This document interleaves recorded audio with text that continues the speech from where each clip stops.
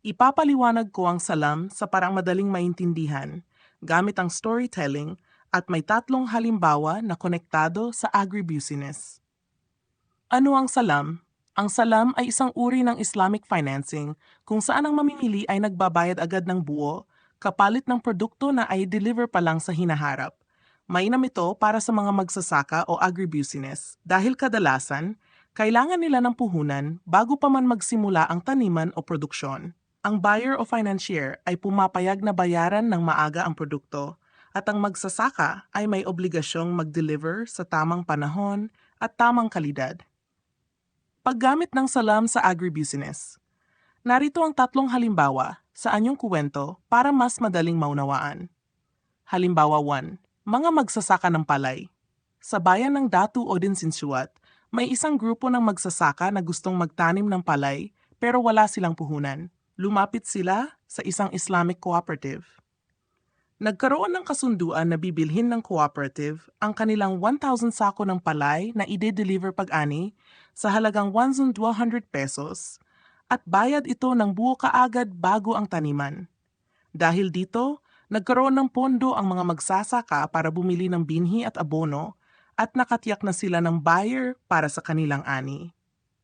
Halimbawa 2. Kooperatiba ng mangga sa bayan ng Matalam. Ang isang kooperatiba ng mga mangga growers ay may planong mag-export ng mangga, pero kailangan nila ng pondo para sa pest control at packaging bago pa man mamunga.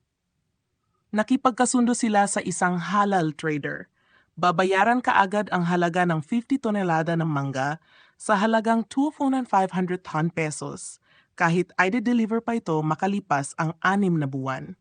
Ang pundong natanggap ng maaga ay ginamit sa pag-alaga ng puno at siguradong may merkado na para sa ani. Mga mangingisda ng Bangsamoro. Sa General Santos Bay, ang isang asosasyon ng mga mangingisda ay nais manghuli ng tuna para sa export market. Pero kulang sila sa pondo para sa gasolina at maintenance ng bangka. Nakipagkasundo sila sa isang Islamic financing institution. Bibilhin ng institusyon ang 100 metrikong tonelada ng tuna sa halagang 5,000 pesos. Bayad agad bago pa magsimula ang pangingisda.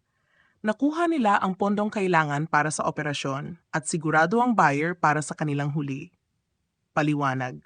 Sa lahat ng halimbawa, ang salam ay nagsisilbing 1. Siguradong pamilihan para sa magsasaka o mangingisda.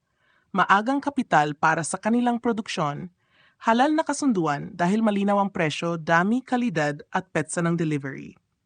Sa madaling salita, ang salam ay parang isang advance purchase agreement.